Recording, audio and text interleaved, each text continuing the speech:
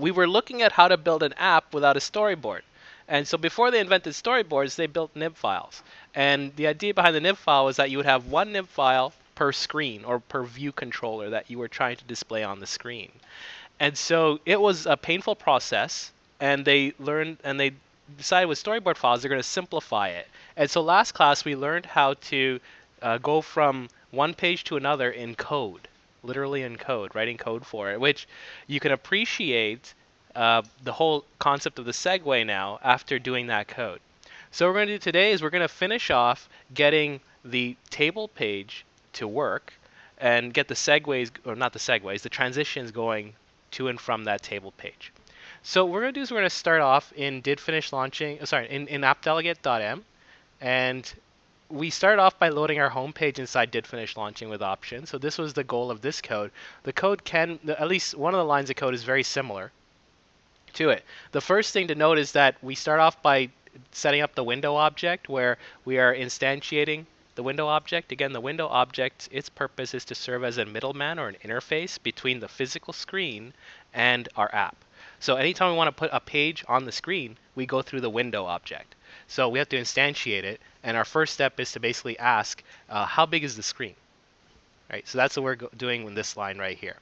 Next step is to instantiate the view controller object, which is essentially our home page, and we specify the name of our nib file. So init with nib name is the most common method we're going to use for instantiating a nib file. And we provide in its argument the name of the nib file without the .xib extension. So we always drop the .xib. So one of the very most important things you have to be very wary about is the name of the file. Because if you misspell this compared to what your file name is over here, you can get an app crash. And it'll say, I can't find this nib file. That's essentially what it's going to say. But it'll say it in some really strange language that you won't get. And then the next step is to basically save your home page into Windows, a variable called root view controller. So the window knows now that this is our home page based on what's set here in root view controller. So we're going to save our home page there. And then we're basically going to say, like Picard would say, make it so. Right? Make it happen and go ahead and make things display on the screen. So did finish launching an option. Its purpose was just to get the home page to display. Then we created two more methods down here. We created a method called flip to settings and flip to settings home. And those methods, their purpose is to basically go to the settings page and to come back from the settings page. And then we created event handlers to call these methods. The main reason we do this inside AppDelegate is because we want to be able to access the window object and do our window swapping, and that's done inside AppDelegate. So we call event handlers to call these methods because they have access to window, whereas the view controller does not have access to window directly. So what we're going to do is just to review this, what we're going to do here is create a method to go to the table page. And so we're going to start off by creating a new method, and we'll call it flip to teams. So we're going to say void return type flip to teams with an opening and closing curly. And we're going to follow through the same steps again that we did with flip to settings. So our first step is to instantiate the teams page. All right, so the teams view controller object, we're going to instantiate that. And we're going to do that by starting off and declaring, we're going to start off by declaring teams view controller. There it is. I'm going to call it TVC is equal to teams view controller alloc, and then call our constructor init with nib name. And so we have to look and see what the name of our nib file is. And in this case, it's called teamsViewController.xib. So we're just going to put that in, omitting the .xib. So we're going to say teamsViewController without the .xib extension. So again, we have to be very careful about the spelling of this variable. And bundle, we'll say nil. And just to recap, what bundle is an object that we can pass in to our view controller as almost like an argument or some extra data to help maybe initialize the view controller. So maybe we were accessing a database and we wanted to get the return values of a query and send it over, or maybe we had some initialized settings. Maybe we were connected to Game Center and we want to send our game player details over. So number of different options. We're going to leave it as nil because we're not passing any data into this view controller. So now we move into getting the page to display, and we want to add an animation to it. So we're going to do two things at the same time here. The first thing we're going to do is we're going to tell the app that we want to start an animation. So we're going to say UI view, begin animations, nil and nil. All right, so we're saying we're going to begin our animations here. Now the next step is to tell it how long the animation is going to last. So we're going to say UI view, set animation duration. And we created a variable last time around called animation duration to simplify our work. So we're just going to call that up, animation duration, and it's set to 1 second. And so this is nice because now we just have to change one variable if we want to fine tune it. Maybe we only want half a second or 2 seconds. You know, as you play with the app, you might find, oh, this animation is way too slow, and so we should speed it up. And so that's your easiest way to fine tune that variable.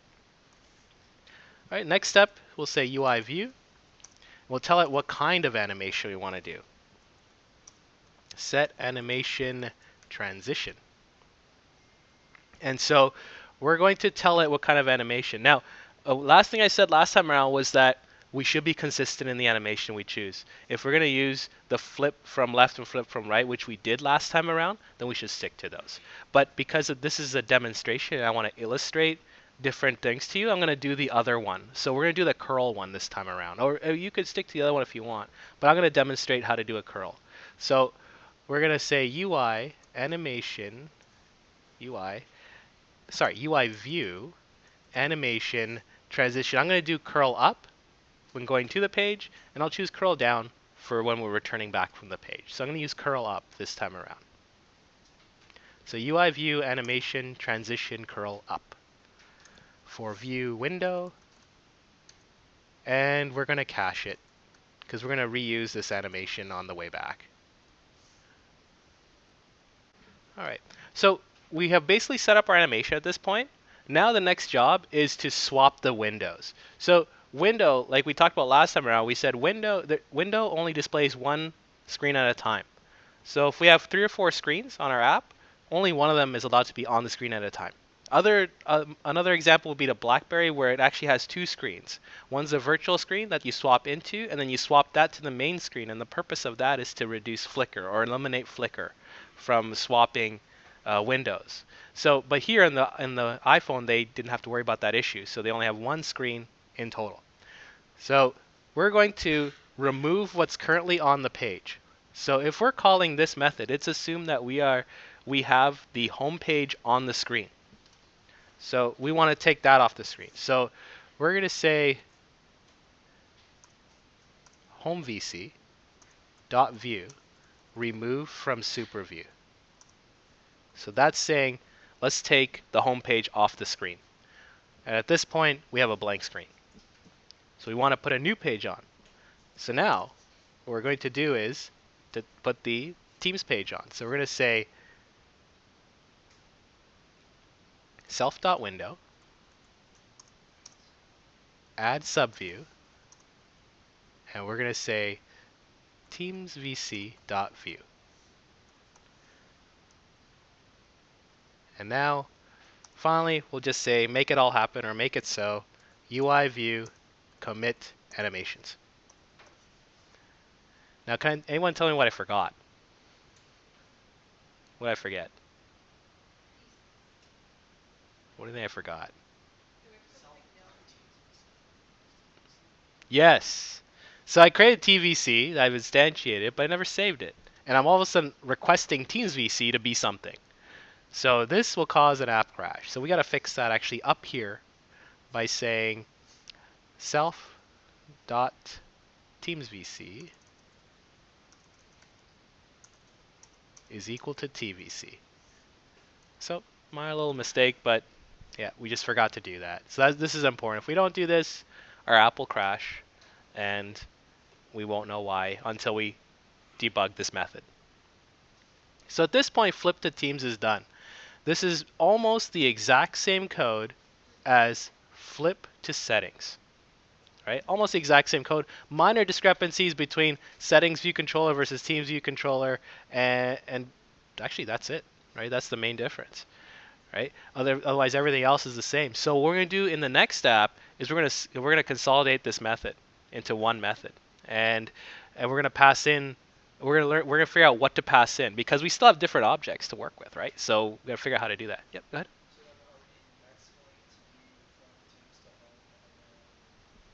Yep. So we're going to do the teams to home page. Yep.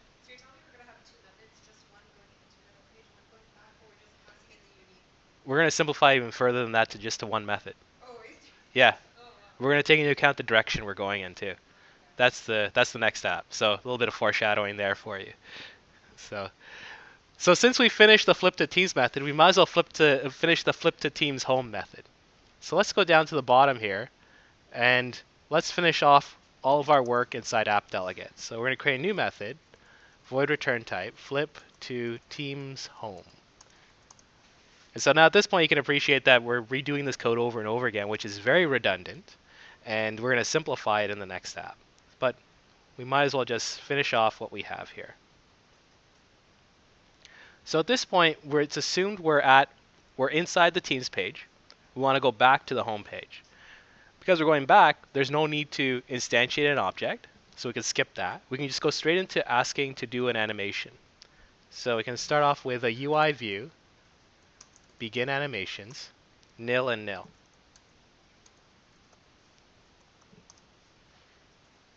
And again, like before, we're going to tell it how long the animation is going to be. So we're going to say UI view, set animation duration, and we'll pass in animation duration. UI view,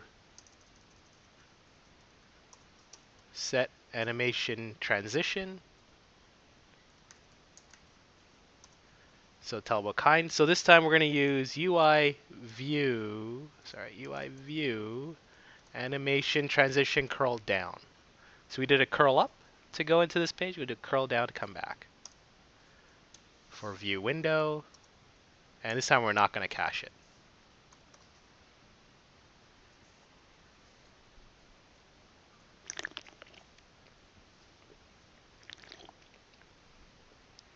So at this point, we got the animation all set up.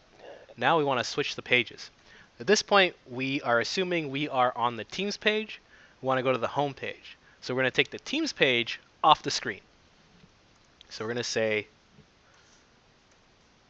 teamsvc.view remove from superview.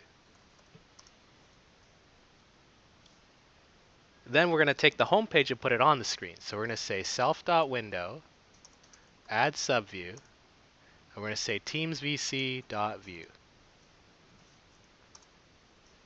And then we'll just go ahead and say make it happen. So we'll say UI view commit animations. And we're basically done. But we can go ahead and make life easier for the app by telling Arc that, hey, we're done with this object. Let's free up the memory. So let's go ahead and set teamsvc to nil. So we'll say teamsvc equals nil. Yep. You are right. Thank you for pointing that out. I made a mistake again. So this should be homevc.view. Thank you. Good call. Homevc.view. Yep. I'm not sure I understand the purpose of caching transition 1. Okay. So what's happening here is that the animation itself is being stored in RAM because we know we're going to come back to the home page eventually. So it saves a little bit of processing power by having it ready to go when we're returning back. So that code actually tells it once you start the app to actually have that transition ready. Yeah, because it's going to return back. Yeah. You might not always return back from another view. Is that the assumption? I think the assumption is that you're always going to return home, but you may not necessarily go to that particular page. So settings, for example, we may go to settings once and then not go for another 6 months, right? Potentially, right? So Going forward, yeah, you can cache the animation, but there's always a guarantee you're going to return back. Yeah. So at this point, we are done with appdelegate.m. The only thing we want to do is we want to make these two methods accessible to anyone that imports the header file to actually call these methods. So we're going to copy the method declaration, paste it into appdelegate.h, and since the names are very similar, I'm only going to copy one of them, paste them twice, and throw semicolons on the end of them, but I'll just remove the word home from one of them. So now we have both of our methods inside appdelegate.h.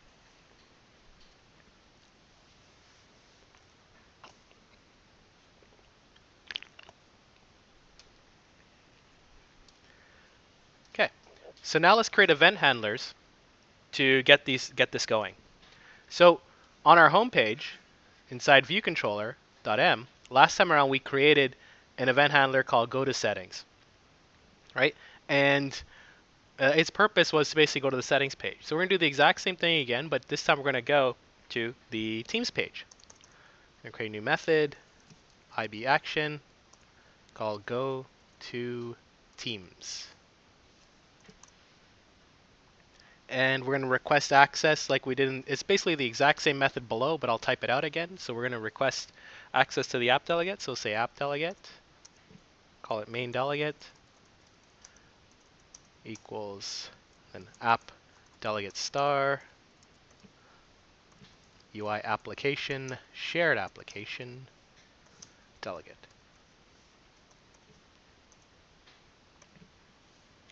And then we'll call main delegate, flip to teams.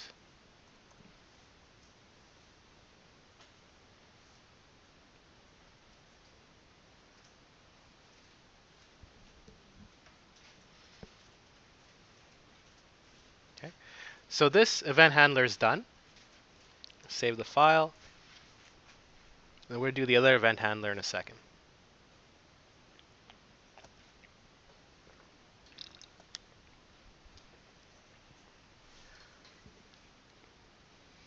Okay. So the other event handler, in the storyboard world, we would have just connected the back button to the exit icon in the storyboard, and that would have been good enough, right? But here, because there is no exit icon, we have to create we manually have to create an event handler to access that home method to get to the home page. So like we did in the settings view controller, we're going to do the same thing in the teams view controller. So the settings view controller, we created an event handler called go home. We're going to do the exact same thing inside teams view controller. So we have to import appdelegate.h, and we're going to create our event handler. So IB action, go home,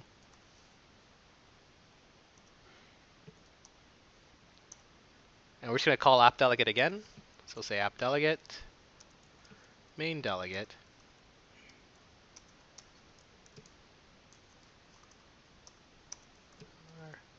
and then UI application, shared application, delegate.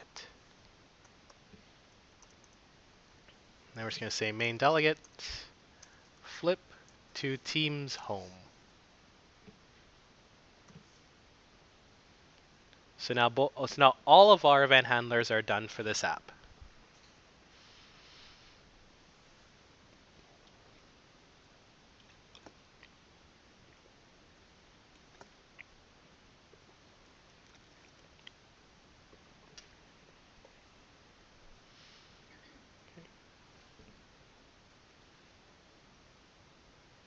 All right, so now we're going to connect up the event handlers. So we'll start off in view.nib.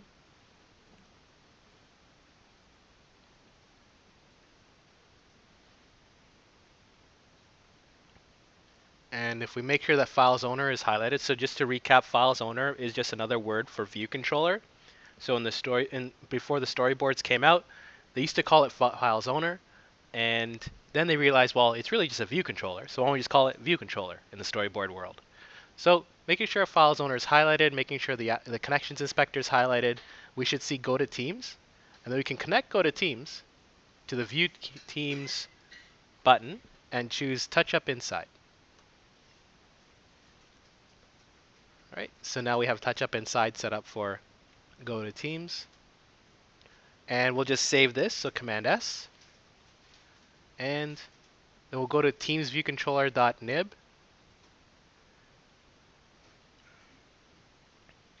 And we'll highlight view files owner as well.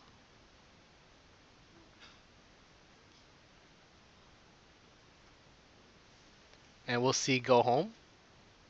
We'll connect go home to the back button. And now that's connected. Now you can go ahead and run this, and chances are you're going to get an app crash. But not because of this. So before we do that, I asked you guys last time around under the table view to connect Datasource and Delegate. I'm going to ask you to disconnect that.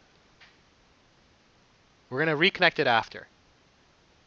Because what's going to happen is that we connected Datasource and Delegate for the table, and it's going to expect to see those methods that'll support the table that we're going to learn how to create in a moment. But because we haven't implemented them yet, it's going to give an app crash because, hey, they're not there. So we're better off disconnecting that. We'll reconnect it later. Let's go ahead and run this thing.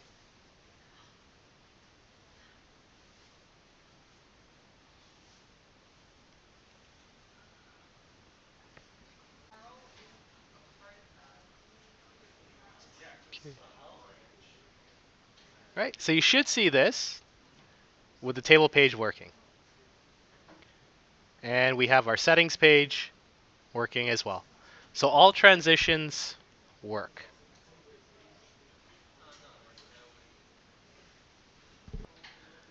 Okay, so let's just go back to the table page for a sec. We got it going, but look at the difference here. So in interface builder, you see all these names of cities that belong in the state of California. But here you see blank. Like if I start swiping up and down, you'll start seeing some gray lines that sort of indicate that there are cells here. But by default, this is a table that exists, but it's empty. Now inside, now I'm going to stop this. And if I go back to the attributes inspector for the table view, there's a lot of configuration settings here, but they don't relate anywhere to how to put data inside the table. And the way we get data inside the table is a very similar idea to how we did things in the web view. But it's a lot more extravagant because there's a lot of features, a lot of settings that go into the table view that we have to account for. Now, first thing we're going to do with the table view is restore those connections, the data source and delegate. So making sure that the table view is highlighted, we're going to connect data source and delegate back to files owner, which we had disconnected before we ran the app. So we're going to go over to data source, drag that to files owner and connect it. We'll go to delegate, drag that to files owner and connect that as well. So now we have data source and delegate connected, and if you try running the app now, you'll get an app crash complaining that, hey, you're missing some support methods to get this table going. So we need to talk about what those methods are. Now the thing about the table is that there are some special methods that go into configuring it, and there's actually 4 methods that you need. We're going to do 3 of those 4 today. All right, I'll talk about that 4th one and why we're not doing that in a moment. So the first method that we're going to add in is how many cells are we going to have on the table. All right, so we're doing a list of Toronto sports teams. We're going to have like 5 teams. So we're going to basically tell it that we want to have 5 cells on the table. The second thing we're going to put in is telling it how thick should each table cell be. Now this is a judgment call, but I'm going to stick to an arbitrary number of 60 pixels, and you'll see me stick to that for the next few apps as we build tables together. And we're going to do this because just to simplify it, but you could go with other ways. Like you could figure out the whole height of the screen, divide it by the number of items in your screen, and have evenly sized cells, or whatever you feel is necessary. All right. So the first method was how many cells are on the table. The second one was how thick is each cell going to be in the table. The third method is what am I going to put inside the table. So what is each cell going to look like? And the fourth method, which we're not going to do for this app, is an event handler for when we click on a particular cell. What do we do? All right. So for this app, this is an introduction to cells. So to tables. So we're not going to deal with event handlers this time around. But in the next app, we're going to create an event handler for a cell so that it goes to a new page and displays some information about that cell. So that's the end goal for the next app. So what we're going to do now is we're going to swap over to the Teams viewcontroller.h file first of all. Normally with cells, with tables that is, you may get data from a database and display that data from the database inside the table. We're going to hard code our information here from an array. So now we're going to create a new variable of type NSArray and just call it list data. And then we're going to do the property declaration for list data. So property non-atomic strong NSArray list data.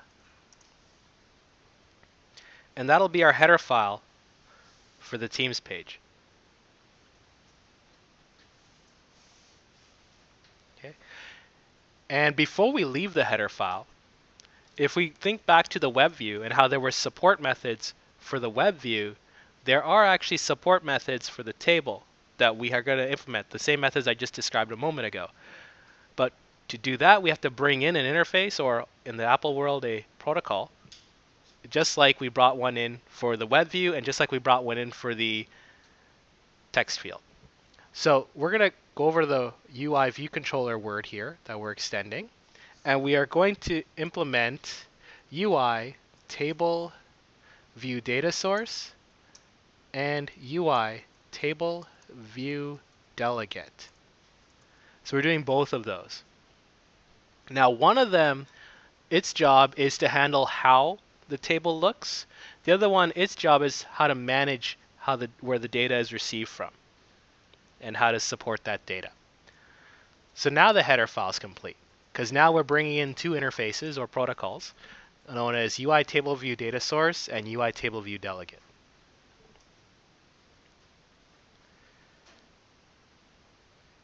And then what we're going to do is switch over to the M file. And we'll start by synthesizing list data.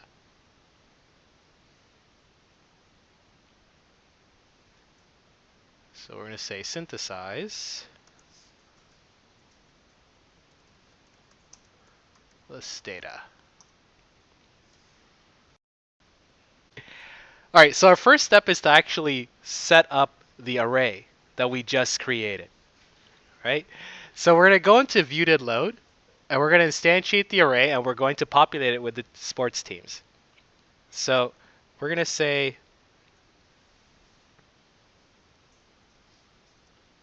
self.listData is equal to NSArray alloc init with objects. And so if you recall from before the midterm, we talked about how arrays were a list that ended with a nil. So you see nil is already there. So now we're just going to start listing out our different teams. So I'm going to start off with Jays, and then Leafs, and Raptors,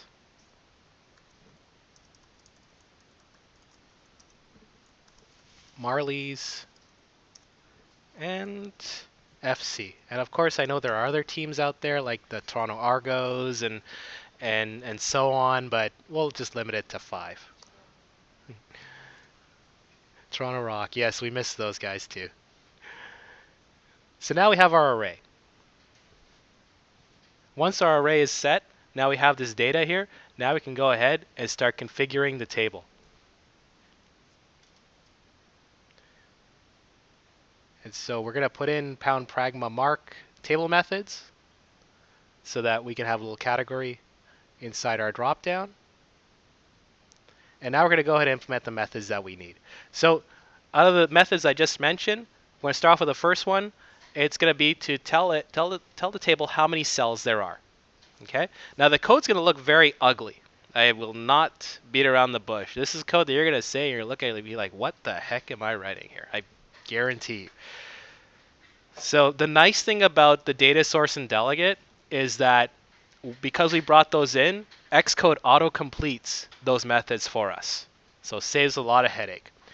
Now the return type for this first method, and we can just simply use the return type as a way to pull out the methods we need. So Xcode makes it really easy to work with this.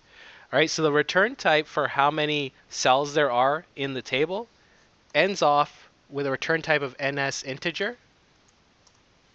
And if I start typing the word table, the nice thing is it starts throwing up at me different methods that are available at my disposal. So the method that I need to tell the table how many cells there are is actually number of rows in section. So number of rows in section is the method I need for this one.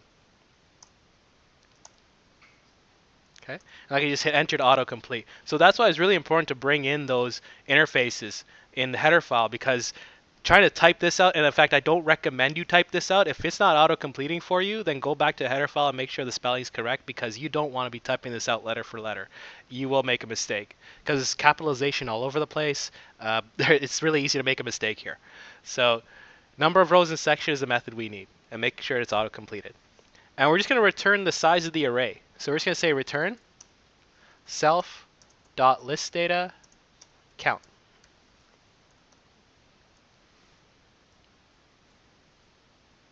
Right? So now we basically told it how many rows or how many cells there are in the table. Now the next thing we're going to do is tell the table how thick each cell is going to be. So its return type is a CG float. Now I promised to introduce you to this whole idea of CG in a future app. The CG itself, in fact, if I undo this autocomplete here and I start typing G, you see there's a ton of different CG objects available at our disposal. These are very powerful objects for doing anything from point manipulation to calculations with bitmaps to trying to see if two items collide with each other. It's really powerful stuff here that they have. We're going to use CG float here, and in a future app we'll take advantage of CG point and CG frame, and we'll talk about those at that point when we get to the final app that we have. So CG float is the return type, is just a float. If we start typing table again, a number of different options pop up for us here. And now we want to be able to get the method that'll tell us how thick each cell is going to be. And you got to be very careful with this, because you can actually get this mixed up here. We're looking for height for row at index path. There's two of these. There's estimated height for row at index path, which is a few up higher. We don't want this one. We want the one down here. Height for row at index path. If you go with estimated height for row at index path, your table will look very weird. It won't look like what we'll have on the screen. So you want to go with height for row at index path. So it's a common mistake that I see every year. All right, and so I'm just going to set an arbitrary number of 60 pixels. And of course, this depends on the design of your table, what you aim to achieve with it. Maybe you want 120 pixels. Maybe you want to evenly divide it amongst the different, based on the size of your screen. There could be any number of reasons for it. But I'm going to pick an arbitrary number of 60, and you'll see me in the remaining apps do the same thing. So again, don't try and type this out letter by letter. Let it autocomplete, right? Because you'll save yourself a lot of headache. Now this third method is a bit tricky to implement. So the first two weren't bad, even though the names were crazy. The code inside of it wasn't too bad between the curly brackets. This last one gets very tricky because we're now trying to define what goes inside each cell. So we'll start off by just defining the method, and then we'll pause this just to have an explanation on the whiteboard about how cells work. And so its return type is actually UI table view cell.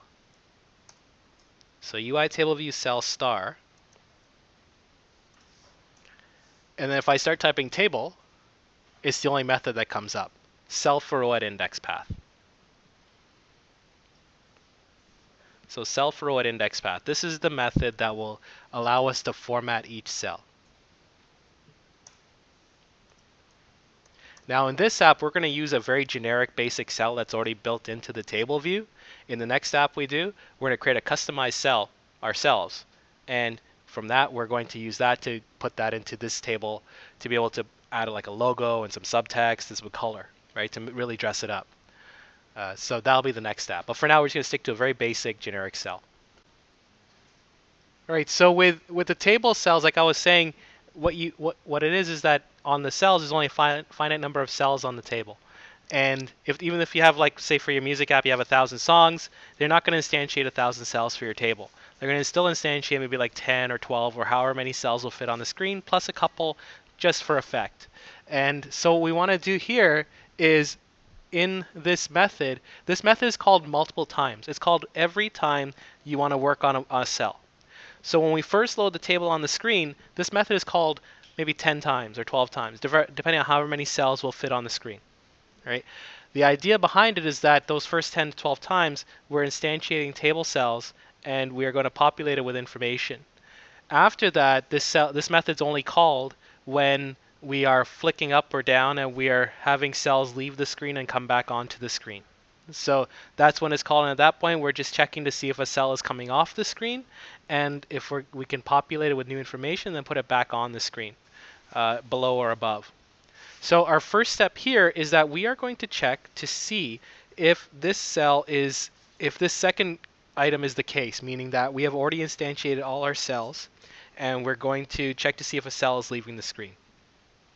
So, but what we're going to do is we're going to define a label for our cells. See, there could be a scenario where you have more than one table on the screen. Maybe they have two totally different operations involved.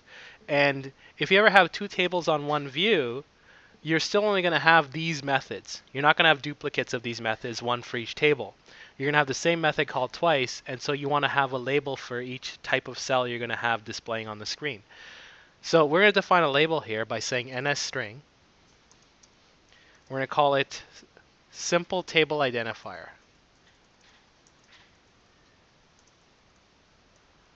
And its text will just be simple table identifier. Now this code, or this string here, this can be anything you want. I could just put like simple cell or just cell or simple, something, anything I could put there. So the text itself, it doesn't matter. It's just that you're consistent with a variable here. So that's why I'm using a variable to do this. Now, once we define our label for the cell, our first step is actually to check to see if a cell is coming off the screen and needs to be repopulated. So we're going to define its cell. So we're going to say UI table view cell. Just call it cell.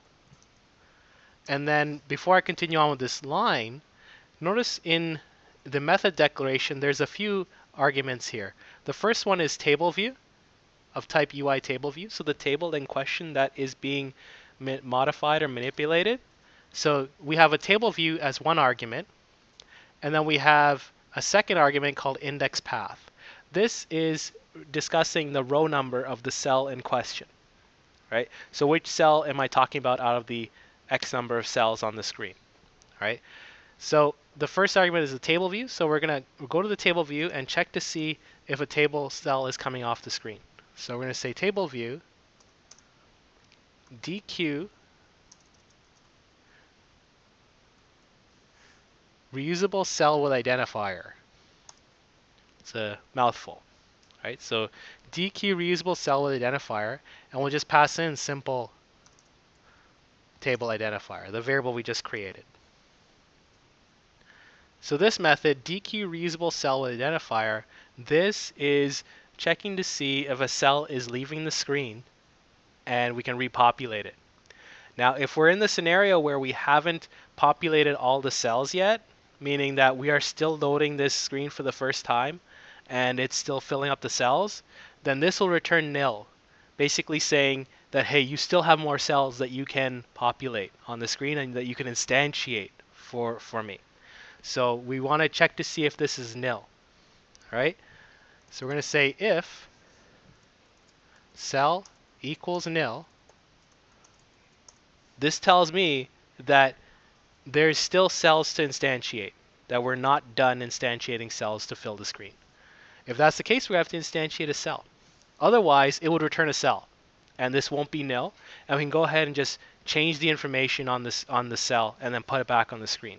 So first step is to assume that it's nil and instantiate the cell. So for this, we're going to say cell equals UI table view cell alloc, and we're going to call the constructor init with style.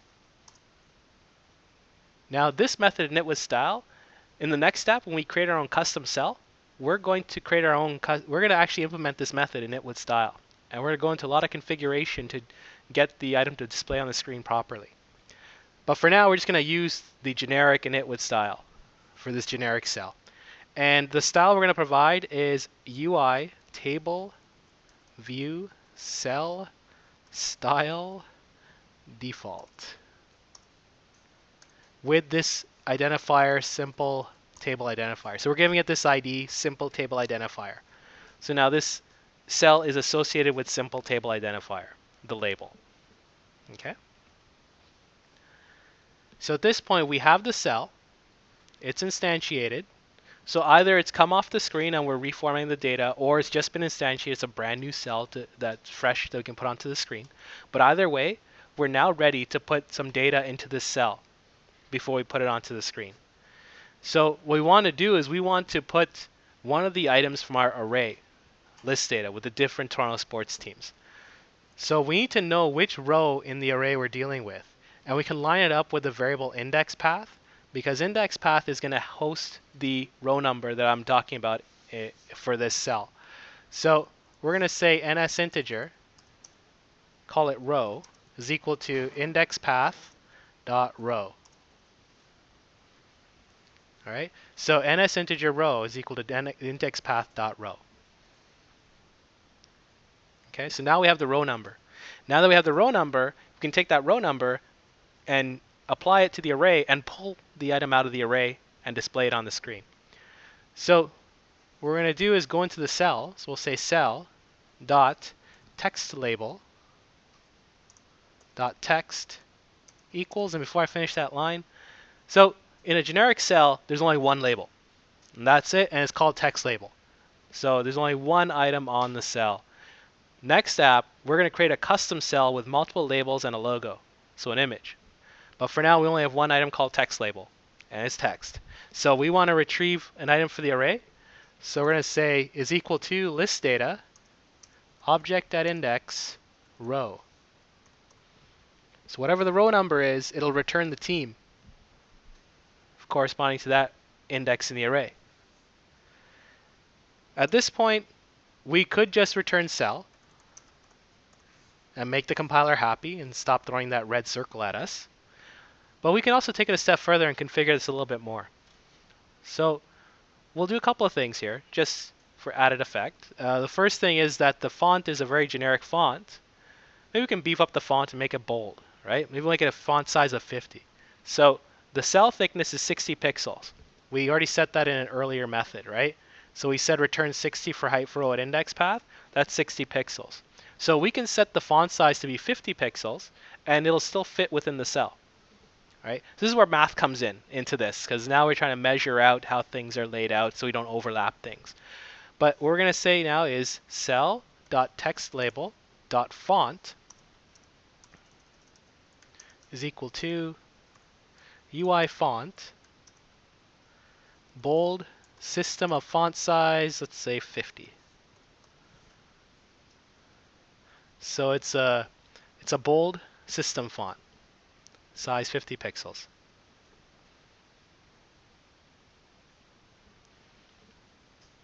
And we'll do one more thing.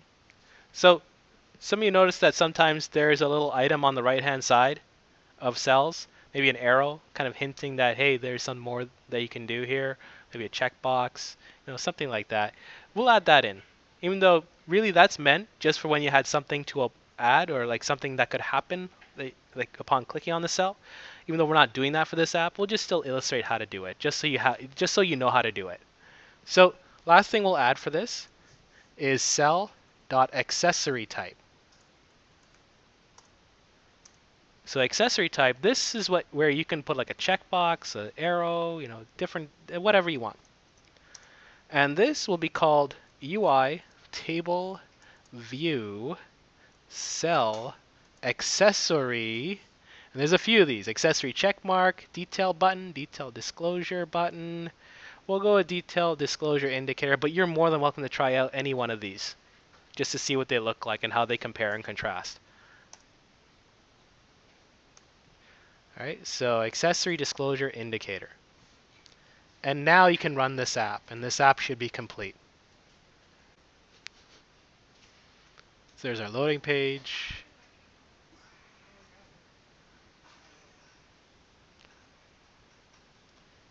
So our table shows the different sports teams. Clicking on them, nothing happens. Try pulling up and down. It still has the effect of that, so that's kind of nice. We have little arrows on the side here. We can return back. Our settings page still works. So this app illustrated how we could work with Nib files without storyboards, how we could actually write code to go from one page to another and back, how we can load a page onto the home screen manually, how we can work with tables, and what is involved in getting a table to display on the screen.